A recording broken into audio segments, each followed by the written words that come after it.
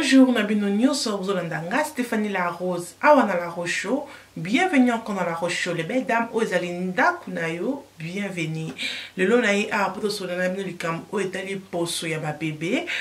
parce que nous vraiment tellement de messages, de commentaires nabino et belé, batuna kinga ki La Rose pour la kabana na mafuta nini. Donc nabiza na nkoto secrété webi kinga na ba que ce que tuninga eloko moi na la vidéo ezali les belles dames na ko la vidéo pour na yo mutu olanda kangai pour na yo mutu zoka tano ya kotala ngai. Yango lelo na juillet a liboso na bino pour na ko lakisa bino biloko o ngana sali la kana Kylian na Kiawa komboyebi. Na bi que toi na ki na zemi na tuna ki pe ba question o bozo tunanga les belles dames. Donc eza vraiment normal, eza te ko zelo kwa sika. Non, eza normal. Toi na ki na zemi na ko kama futa ni on ko sali la po na bana. Donc pour na zakino liboso na Kylian no bital liboso parce que na bi que zema liboso ne vraiment ezalaka vraiment na koko so pinza te ke eloko nini mafuta nini koma mwana kozala na banda ko luka mafuta ni ona kosala na Kylian et nazotu na bato babota déjà ba grande sœur ba ndeko na ngai ba yaya ba camarade na banda pe ko tuna ba mafuta ni osala kana mwana na sepela kana pona mafuta osala kana mwana na yo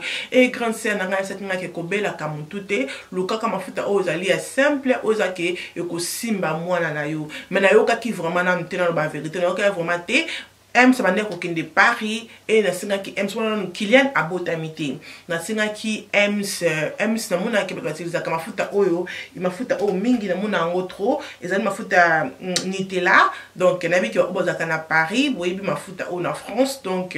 na ebsaka M ke asombelanga mafuta o wana na zemi Kylian na botamité dans la MCK na mafuta oyo. Pourquoi na singa ki mafuta oyo? Parce que na mona ki on peut pas grande sœur na ngai on est ko pakola bana na et na sepela ka na solo mafuta oyo na mona solo na ngo ezalaka bien donc mais pas na biso bateka kango te so ngo somba ngo bateka no ba shop ya ba congolais pourquoi ke ni mafuta ezali ou bien ko ke ni boye ezali te donc dans M sondeur qui de France M c'est ah somela ngata 3 ata 5 M sabi oh moi na botamité comment na ko somela mafuta ata 3 ata 5 non moi na abotamité ngana bité dans na wika to ngona zemi oza quand même na oza na meloni donc oza na sengo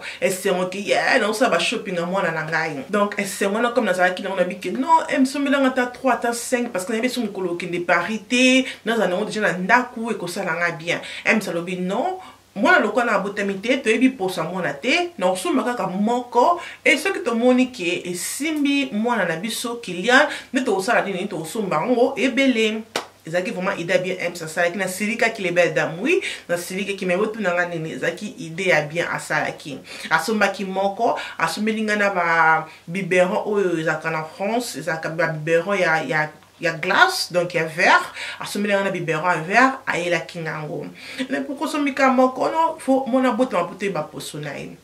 donc mwana abota mina kepe ko bota eloko aliboso onga la sala on na pakola ki mwana ngata na sokola kiye ezalaki mafuta ya olive oil ya ngonde na salela na chango awa mafuta oya olive oil pe na salela ki ngo pe pa kiawa donc ton mwana abota mina kinaki na onteki na oyo non parce qu'il faut na longola mwana ba poso to mona botema za kana ba poso bo mwana comme boyebi après faut longola mwana ba poso nde okoyeba siko teinture ya mwana na onde okoyeba na place wana ngala sela ki mafuta ya oyo ya olive oyo na luka photo ya oyo parce que ba olive oyo ezali ba donc huile d'olive donc huile d'olive eza ba marque ya ebele ngana ko tshela bino marque o ngana salelaki na maneso ko zo huile d'olive na mulangi nango na kotisi yango ane bozomona nde yango na maneso ko pakolela yango bana donc na pakolela yango Kylian ti ezalaki na 4 mois non na 3 mois je pense 3 ou 4 mois donc na pakolela Kylian na moni ki ba posa Kylian elongo parce que Kylian ba posona rumela ki vraiment pour na esila donc na pakolela ba posona ye elongo nyonso Kylian sko posona ye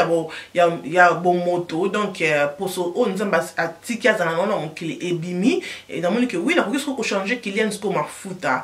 les belles d'abord tout dans la nina zongela même pas mafuta o bana 5 basinganga 5 na zongela ki yango te raison o na zongela ki ko sala mafuta o te ezala ki parce que na komya ko kanisa na so ce que na sala mafuta oyo simbi Kylian après comme que nyoso so na chef ba congolais donc na magasin ba congolais baza na ngote donc il faut aime ça comme kokende be photo comme lokende France faut comme na ko senga il faut de comme ngam mutu pasi au moins donc comme pas ko ah non na za sûreté que na ko nako utiliser mafuta ngo donc nakomi na ba doute pour na bongo nakomi faut que na France mais faut singa mutu et comme makambo belé na linga ke susuté nabi ok na tuni grande sœur nanga nabi ah ya Vicky osela ka mafuta nini parce que bana baza toujours na tentire ya kitoko mafuta ni osela ka grande sœur nanga binanga ozobela mutu pamba meka no mafuta oyo ya vaseline ah meka vaseline nabi oui vaseline ezaka vraiment bien na bana vaseline ebongisaka bana soko bana na poso avant ebongisaka bana ayebi singa lobi vaseline oyo kokosala pona po ya bana po ebongisa bango za vaseline oba komi pétroline nazwa ngo na bouchon ya bleu grande sœur nanga ya meja bisinga ke non ye oyo pakolaka bana oyo amoni ke simba ke tika bana na tentira kitoko ezaka même non mais ezali sikoyo na bouchon oyo bozomona ya pink d'accord quand il y a kokende pe na shop na moni yango e nabi ok nazo o wapi nabi ah nazo na ngai oyo ya pink donc yango ngande na pakolaka Kilian donc ton na kati Kilian donc na 4 mois na bandi Kilian vaseline oyo ya pétroline donc yango na ocha kombo na on a C donc vaseline oyo ya pétroline yango na bandi Kilian na âge 4 mois tilelo na pakolae vaseline oyo les belles dames Kilian azaka na problème ya posoté ce qui Kilian au monier abimi ba bouton na elongi na ye donc ça veut dire que drap Kilian est comme salité ou bien drap nae comme na pipi donc il faut au changer donc au moins que ba bouton remarquer ba bouton miki et salé na elongi mais ce qui drap sa salité té azana place azo la les salité té au comment na Kilian na bouton na elongi na été donc mafuta oyo on a benga vaseline ya bana parce que ça eza vaseline eza mafuta te donc eza vaseline oyo les belles dames eza vraiment très bien pe eza nango cher eza nango kaka 2 livres 49 boye bini bakomi kutomatisa yango ntango na koma kosalela yango ebazalaki liboso 1 livre 99 donc 4 livres après quand on commence on a 2 livres 99 quand on se botte kango 2 livres 49 donc ça nango cherté botala na munene nango ndeza so na sombeli Kilian apakola ngo yemo ko botala na munene ndenge ezali bomoni e umela ka parce que le cause nango vaseline bobi que so tchana maboko ja oui bona epanzanaka donc ça la ka vraiment bana bien ceux qui moi on a problème ya posoté aujourd'hui la moi na mafuta osala na biso o go for this one so za ke venda kana Londres ok ne pona me batika ngo pena ba Amazon batika ngo pena eBay so za libanda longo ko so na Amazon na eBay so ko sepeli nango pe eza vraiment moins cher o bela mututi donc this one is the best ok Kiara ye na komi na Kiawa d'accord Kiara lobi ke non maman nga na za mona mwasi donc nga na za ndenge mona ya cliente ya boyne ko za ndenge moko na ya Kilian on a surtout na problème bana o bazana ba problème ya peau donc Kiara lokola umelaki na libumu comme boyebi kasala ki 41 semaines na 2 jours 3 jours boye ndaki ko botama Kiara umelaki mais est-ce que Kilian a umela na libumu te Kilian asala kaka asali date wa pesa ki 4 jours à botama ki OK donc pour soit Kilian ndaki vraiment pète pas smooth mais pour ce siko ya Kiara ezaki makasi donc Kiara bimi na ah ntango Kiara na tuni midwife wana na bi oh est-ce que Kiara a un problème à peau ou bien comment midwife singa non a un problème à peau parce que nzoto ne a women na kata libumu parce que posone ki bo monte comme dire que c'est développé na kata libumu ya ngala posone ezalaki dry makasi donc on chape photo quelque part pour bomona makam na zoloba donc ezalaki vraiment dry sikoyo tant to vendre singa que non pakola kaka ikuta sekanga na pakola kae coconut huile à coconut donc coconut oil donc huile à coconut oil non on a aussi na bisouté donc huile à coconut donc elle s'en a pas collé en habite pas collé huile à coconut wana okomona ke ba posona nyoso ekolongwaye na nzoto blablabla tant comme nanda qu'on a dit non mais ça la ndenge moko ndena sala kina Kilian donc na bota mwana nga ndeko sala olive oil o na ndeko sala le même olive oil na sala ki pa Kilian ya ngona sala yango pa Kiara donc na ndeko tchango pe awa non pa kola Kiara ezo longola pe poso vraiment e umela kité comme ya Kilian e umela ki po longwa donc pour ça Kiara déjà na 1 mois et demi moi pas que nous tenir vraiment teinture et vandi poso nyonso et longo na nzoto moi pas que moi si azu poso na ki bo moi si na bi ok sikoyo na 2 mois na bi donc na banosa da siko mafuta ni no salela Kiara na meki mafuta o po na 1 semaine ezaki na problème telebeda mafuta ezaki moi pas que ba dry wana ba dry skin nyonso ba ponyo so ya dry wana ikendaki et na banzo mekae oyo na moni que ça va après na yo mona ke na quelques semaines na yo mona ke ba mbuma comme bi Kiara na tali dra Kiara est à peu près na bi ils ont été à 500 na drap comme ça koluka parce que ngana bi ki ba mbuma mikem ke so banzo bi Kilian c'est que dra na salité dans la umisie na dra wana funa longola ni bi suko problème nini ezana Kiara bambumi banze mike bandaki na elongi na bengi ba grande sœur na babike non ezana ngo problème te ezaki seulement que développement mwana donc kan balobaka na que ça développement mwana ba parfum na biso et tout donc mwana zolinga amesa na biloko na nyonso ngape na ko na yoka katena kena ngo e pa jupi donc na kena ngo na avant que pas jupi na kena na pharmacie na pharmacie na la kisi bango longi babite azoko ka chaleur te loko azamo munene na la tsaki bloc belé te na tika kaye moi à relaxer donc ils ont normal c'est le côté après na mona elongo na elongi e banti na nzoto les belles dames awa nyonso na mukongo nyonso na bien un problème nini et ça la mana Kiara et le mona nzoto e komiti na makolo donc ma pende na makolo place ça na place akina bambuma na teze kaka na maboko na makolo na makolo misape makolo ndaza akina ngote na ba genou pe azaki na ngote même bisika nyonso bambuma wana ebimaki Kiara na mukongo le bende na komi na sarani na komi koloba na sarani na komi oh my god problème nini na keso pharmacie na la kisi bango na bimebota nde Kiara pour sona ndenge ezali boy ce que ça eczéma na komi ko banga na ce que ça eczéma ba bisinga non eza eczéma te eza kaka mona zuninga mesana na climat et tout pakola e bozela na accepte eloko o ba setna pakola fona tele mana ke ozwango bozela ok na zuango moi sur na pharmacie aibsa kingane niki alobi ke pakola e crème oyo sud cream ya onde aibsa kingana pakola les belles dames aibsa ke non pakola e crème oyo okomuna ki masaka yango nzoto mobimba biseka ba bouton eza stopper ko pakola mafuta ozo pakola e oyo okomuna ke ekozikisa bambu mezala ngo normal ez eczéma te ko banga te boy na kumisa kinzambe parce que na baki oh my god moi na nga moi sina lingi te eczéma parce que mon ba kilote moi single na lingité et ça là ko vraiment donc ça là bien te na côté ki na internet na ko motala ba eczéma des alaka et mon nom ko ba mbuma ba eczéma de bandaka luka ki qui a bazana ngo et comme mon bangi sanga na binzambe ka prière non tu peux la prière comme d'habitude après azaki dans rime na memie pas jupi azaki na rime memie pas docteur pour docteur atalae na donc rime azaki na ngo quoi on est ko me milikité pour azaki na rime makasi ton na combien pas jupi fala longole bilamba pour na atia eloko batiaka awa pour batala ndazo pema et tout et tant atie eloko ngo na fongole siko elamba na alataki pyjama parce que c'est na tongo na fongole pyjama atali abi oh bloco nini parce que na checké siko sud cream oil na checké yango parce que crème oil eza pembe eza bolé ben dans moment que utilisons même pas mingi dans l'utilisation c'est ma tête de base 3-4 fois na utilisons mingi té so dans la so check crème oil et comme ça ka pembe so comme pembe et ça la skonini ezui ba bouton ba boui wana to ko benga ba boui wana ezikisi yango tango ezikisi yango et ça la siko poso ya mona lokola eczéma d'accord tu comprendre non.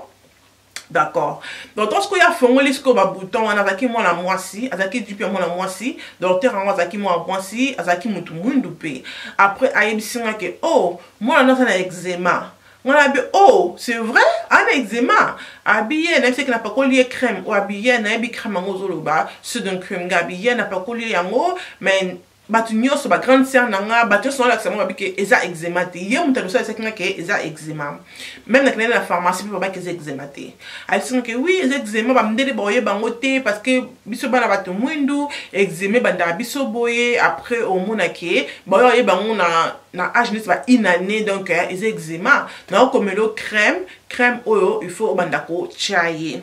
donc on a peut-être masque bongo ba bouton e bimaki Kiara na elongi les belles dames elongwaki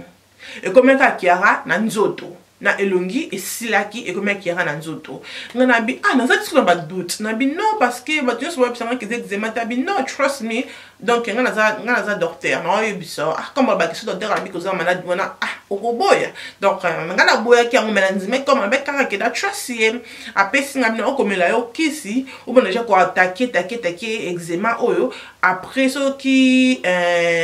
donc ça crème eczéma ce comme on dit que crème esili net oye sco pour tout à la sco niveau ya eczéma ndenge ekokomela d'accord na crème wana te nazo ki oza crème wana nazo zongela bino ayo komela ngai crème on a ko zo na pharmacie aux autres traiter eczéma alobi nga ke non ateza eczéma te ateza na problème ya poso ya dry skin blablabla crème wana etretaka yango mais oyo mwana ezali eczéma a confirmer pe apesi ngai na kende kozwa kisi les belles dames kona na la pongete kisi yango yango donc mafuta oyo apesa kinga benga kipona bato eczéma apesa nga crème oyo na pakola kiawa crème yango na sali yango même pas na sali yango fin deux fois na sali yango deux fois donc comme na ndako dans la kisi pe ems na bi non botala ba bisinga bo pona eczéma na éviter kiara pour son na problème ni poni kirango za kala problème ya po boye na comment tu on peut na prier ems ya bisinga bila rose pakola mafuta oyo bisika kaka bambuma ezali na nzoto na elongi continue kotia mafuta na oyo d'accord donc na pakole kaka mafuta oyo docteur apesinga oyo na pakole on kana nzoto parce que na elongi babuta zaki te comme na MCB non na pakole oyo kaka na nzoto et mafuta vaseline na bango oyo na pakola ngo wapi na elongi na bi OK premier jour na sali bongo les belles dames pour basera ki erne na pakola ke ngo pona azala posona eza yoka okate. Premier jour na sali bon deuxième jour na bi ba putain mike comme le quoi mat et comme ka wana you know what na pa koleka na elongi les belles dames na pakola nini o mafuta o pa Kiara na elongi mbala mo ba bouton ezongi na elongi Kiara donc le quoi na pakola moi même sur 3 fois na journée même si nous les belles dames ba bouton ezongi na elongi Kiara comme maman na bébé simon na ngai maman na ngai parce que ba po Kiara bana ko kwanza te mais omona muta ko mosala lokwa bana ko pokola mafuta oyo na ko benga grande sœur à Ems comme na ya fifi na bengi ya fifi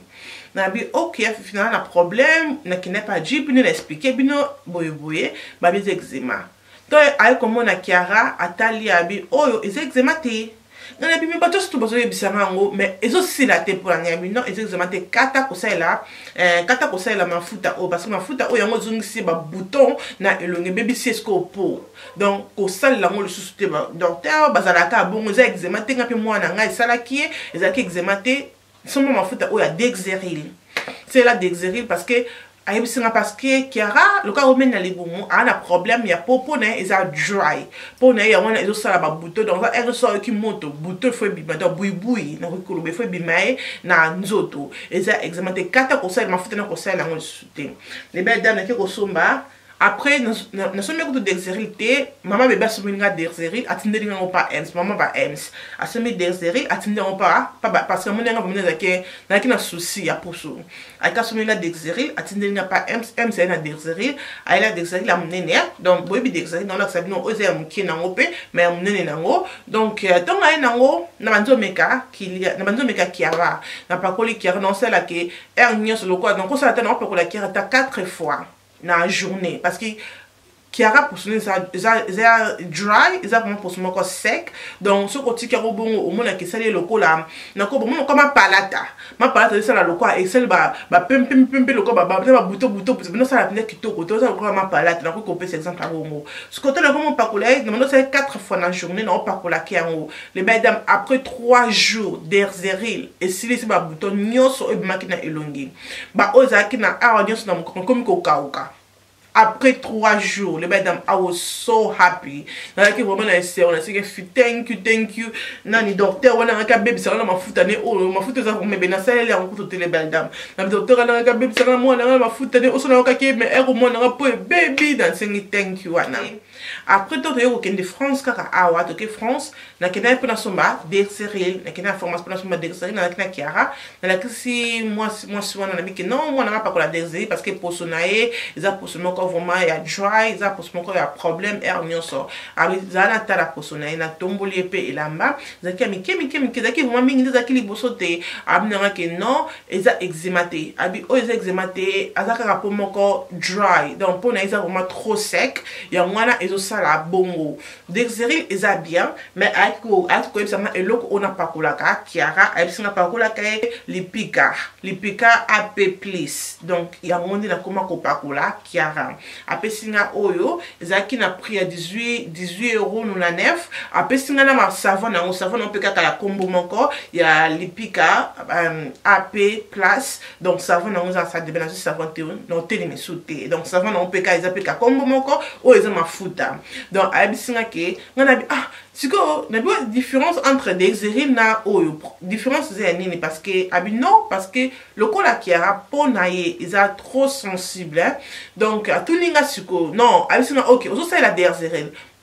savon ni ozo sokolai ngado sokolai na savon ya Johnson abi non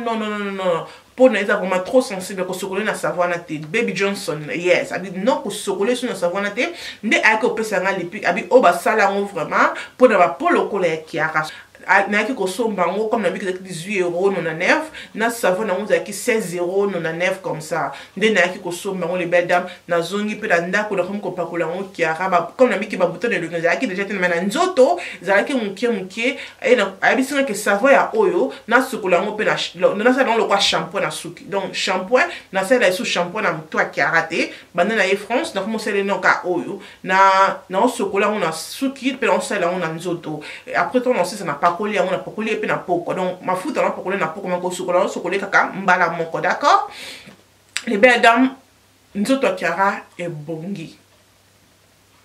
with this one e bongi nzoto kiara ezongi normal ezongi vraiment normal Dexeril azali bien ce que azali na savon moko ya bien OK je pense que Dexeril e bande ko sala mais le ko bande sala savon mabe savon bande aussi qui a raté ya wana bande toujours ba mbuma na bande ko kindete c'est pour comprendre OK maintenant ce que na ko so ko oyo pe abi pa que le ko eza o eza par rapport à polo ko la peau qui a eza promo ko trop sensible promo ko ezali vraiment sec donc oyo ko simba na peau na e salele ngo bon le bête dans sala ngo ko donc même pas 2 semaines mati de l'eau ekei qui rapona ezongi normal donc avec cette nga kena salela oyo soki oyo sikoyo mafuta esili nde na koke osalela sikoyo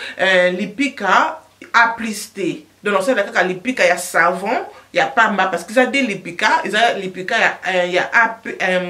lipika ya AP plus na o eza na plus na sukate abiso ki siko nde mafuta ya lipika esili okobana ko sala siko Dexeril na o selengo o sokole na savon ya oyo donc parce que savon na il faut vraiment maïle savon nini o ko salela d'accord te comprendre non bon pour na siko no sala na o mibale savon nango na mafuta nango donc c'était vraiment ça ah non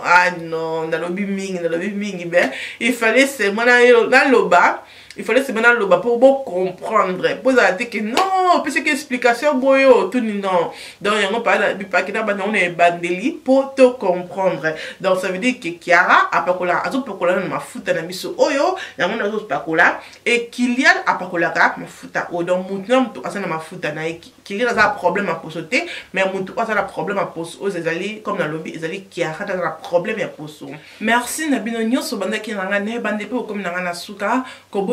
ko partager vidéo ko like ko commenter ko salanga bien mingi si vous avez la question moko tikela commentaire na la vidéo na ko sala wana pour na ko répondre bino merci na bino botali ko bosanate ko ndanga na de Boss Brothers TV et ko salanga bien na Sepela TV ko bosanate ko sala abonner na chaîne d'émission ya bana mboka La Roche et ko salanga bien mingi merci na bino botali nzambe ya pambola bino nyonso tinate et communatina bye. Jina biso yango yo et salami ezali vraiment